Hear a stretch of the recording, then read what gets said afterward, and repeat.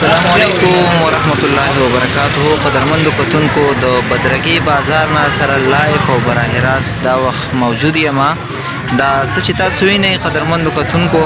د بدرګي کالج چې څومره سټوډنټس دي هغوی ټول راوتي دي او احتجاج یې کړی دی. دا روډ چې کوم دی نو تیر د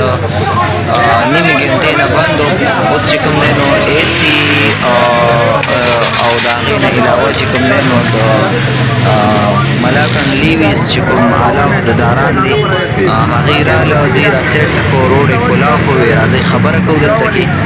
نو د هغوی دغه خبرې واورئ او دا پروټیسټ هم د دوی د دې دپاره دی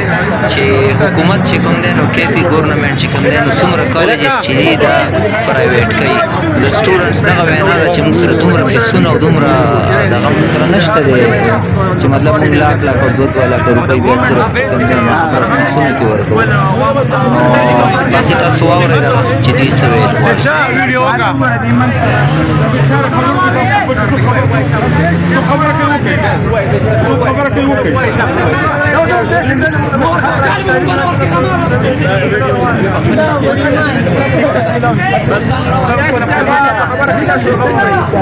زمونږ پوره یو هفته وشو زمونږ کلاسونه نه لګي بله دا مسله ده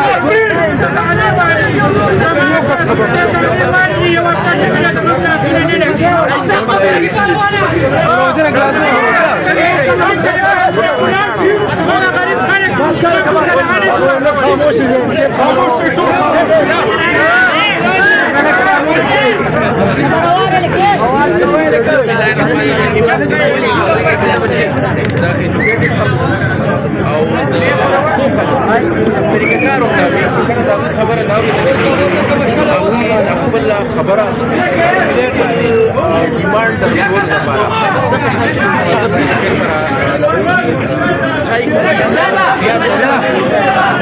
د ټول لپاره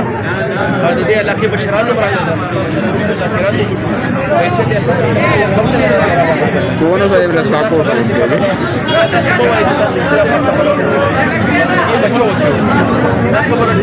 میډیا جوړه ده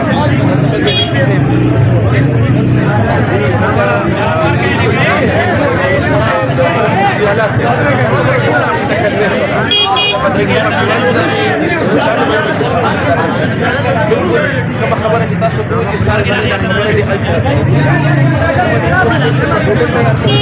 خبره د بدرګي کالج والا د شریفپور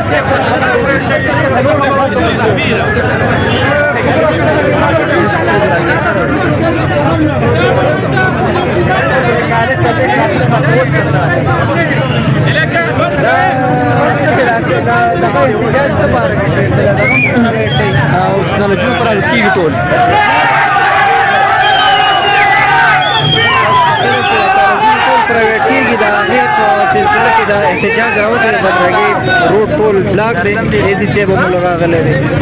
تاسو کتلی شئ دوی ورته خپلې مطالبې مخې ته کېښودې سټوډنټس